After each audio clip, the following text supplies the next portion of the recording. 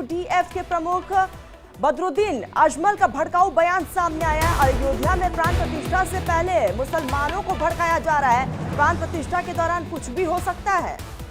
तो ये बड़ी खबर आप तक पहुंचा रहे हैं। बदरुद्दीन की तरफ से ये कहा गया है, वो यही नहीं रुके, उन्होंने साथ में ये भी कहा कि दरअसल 20 से 26 जनवरी तक घर में ही रहें, इस दौरान ट्रेन, बस या फिर कार से सफर ना करें। बीजेपी हमारे धर्म की दुश्मन है, ये भी बदरुद्दीन अजमल की तरफ से कहा गया। इसी के साथ ही ये भी कहा कि देश में मुस्लिम लंबे समय से तकलीफ से गुजर रहे हैं। तो ये बड़ी खबर आप तक पहुंचा रहे हैं, बड़ी जानकारी, जहां पर बदरुद्दीन अजमल की तरफ से ये एक बार फिर से मुसलमानों को भड़काने का काम किया गया। इसी पर एक रिपोर्ट भी आपको दिखाते हैं। आए हैं राम रघुरैया, अवध मां बाजे बधैया। आए हैं राम रघुरैया, बाजे बधैया हो, बाजे बधैया, बाजे बधैया हो, बाजे बधैया हो, बाजे बधैया, बाजे बधैया। मुस्लिम बरसा रहे फूल, मौलाना को लग रहे शूल।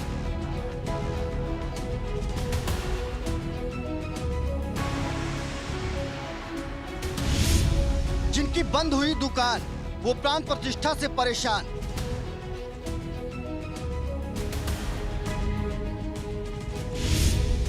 मौलाना की तकरीर बन गई नफरती तीर। दिया है इसलिए नहीं कि हम कमजोर थे।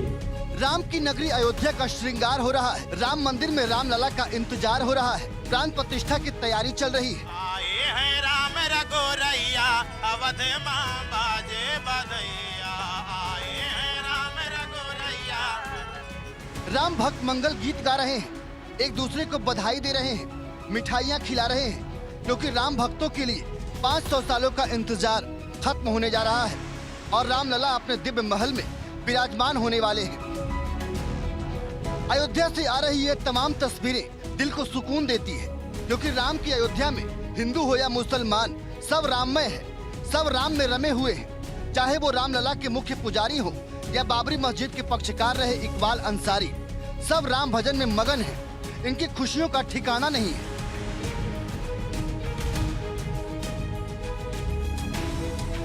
लेकिन राम की अयोध्या की ये तस्वीर कुछ लोगों की आंखों में खटक रही है। भगवा रंग में रंगी अयोध्या उन्हें रास नहीं आ रही है। लिहाजा इस पावन घड़ी में भी नफरती जुबान से मजहबी जहर उगल रहे हैं। मंदिर और मस्जिद की आड़ में हिंदू और मुसलमानों के बीच मजहब की खाई खोद रहे हैं। ये है बदरुद्दीन अजमल, असम के राजनीतिक दल all India United democratic front के प्रमुख हैं। इनके ऊपर समाज की बड़ी जिम्मेदारी है। ये खुद को मुसलमानों का मसीहा भी मानते हैं, लेकिन जुबान खोलते ही नफरती हुंकार भरते हैं। अपने नफरती बयानों के लिए मशहूर बदरुद्दीन अजमल ने अयोध्या में प्राण प्रतिष्ठा की तैयारी की तारीखों को लेकर भी मुस्लिम समाज को भड़काने का काम किया है।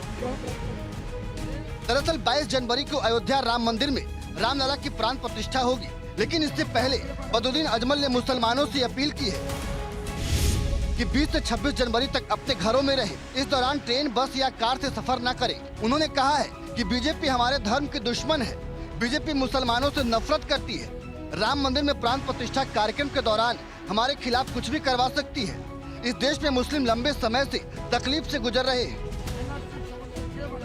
करीब करीब पूरी उम्र सियासत में बिताने के बाद भी बदरुद्दीन अजमल को हिंदुस्तान में डर सता रहा है, लेकिन केंद्रीय मंत्री गिरिराज सिंह ने एक ही झटके में इनकी तमाम तकलीफों को दूर कर दिया। बदरुद्दीन अजमल को भले नफरत हो बीजेपी से, बीजेपी मुसलमान से नफरत नहीं करती।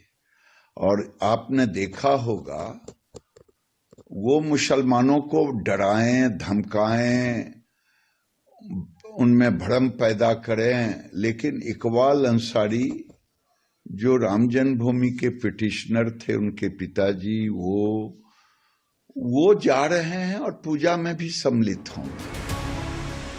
हालांकि बदरुद्दीन अजमल मुसलमानों के एकमात्र ऐसे तथाकथित मसीहा नहीं है जो उनके दिमाग में नफरती सोच का जहर भरते हैं, बल्कि इस मामले में ओवैसी और तौकीर रजा भी कोई कोर कसर नहीं छोड़ रहे। नौजवानों, मस्जिदों को आबाद रखो। नौजवानों, तुमसे मैं कह रहा हूं, हमारी मस्जिद हमने खोदी और वहां पर क्या किया जा रहा है आप देख रहे हैं। नौजवानों, क्या तुम्हारे दिलों में हमारे दिलों में तकलीफ नहीं होती? अगर अब ज्ञानव्यापी से छेड़छाड़ की जाएगी या ज्ञानव्यापी के सिलसिले में बेईमानी का कोई फैसला करने की कोशिश की जाएगी, दबाव बनाने की कोशिश की जाएगी, इन तमाम कोशिशों को नाकाम किया जाएगा। ना मसला छोड़ने के लिए अब हम तैयार हैं, ना हम ज्ञानव्यापी छोड़ने के लिए तैयार हैं। ये दोनों काफी ज्ञानी किस्म के लोग हैं, कोर्ट और कानून को बखूबी समझते भी हैं। बावजूद कभी बाबरी तो कभी किसी और मस्जिद का जिक्र कर मुसलमानों के मन में खौफ पैदा कर रहे हैं, उन्हें डरा रहे हैं। जबकि देश और खासकर अयोध्या में मुसलमानों की हालत देखनी है तो ये तस्वीर देखिए। ये तस्वीर 30 सितंबर 2023 की है, जब पीएम मोदी प्राण प्रतिष्ठा से पहले अयोध्या को सौगात देने पहुंचे थे। इस दौरान पीएम मोदी ने रोड शो किया। रोड शो में जो नजारा देखने को मिला वो बेहद ही सुकून देने वाला था।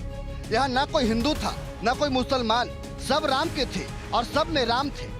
बाबरी मस्जिद के पक्षकार रहे इकबाल अंसारी भी पीएम मोदी पर पुष्प वर्षा करवा रहे थे, राम के आगमन के अलौकिक बेला का साक्षी बन रहे थे। लेकिन ये तस्वीर न तो भड़काऊ भाईजान को पसंद आई और न ही बदरुद्दीन अजमल को, क्योंकि जिन मुसलमानों को भड़काकर ये अपनी सियासी दुकान चला रहे हैं, अब वो मुसलमान जग रहे हैं। अब उन्हें भी सबका साथ और सबका विकास भा गया है, इसीलिए वो भी पीएम मोदी की मुरीद होते जा रहे हैं। ऐसे में नफरत की सियासत करने वालों के कलेजे पर सांप लौट रहा है। उन्हें कुछ समझ नहीं आ रहा, करे तो क्या करे। लिहाजा कभी मंदिर मस्जिद के नाम पर लोगों को भड़का रहे हैं तो कभी हिंदुस्तान में मुसलमानों की तकलीफ की दुहाई दे रहे हैं। लेकिन जनता सब जानती है। Bureau report, India daily live.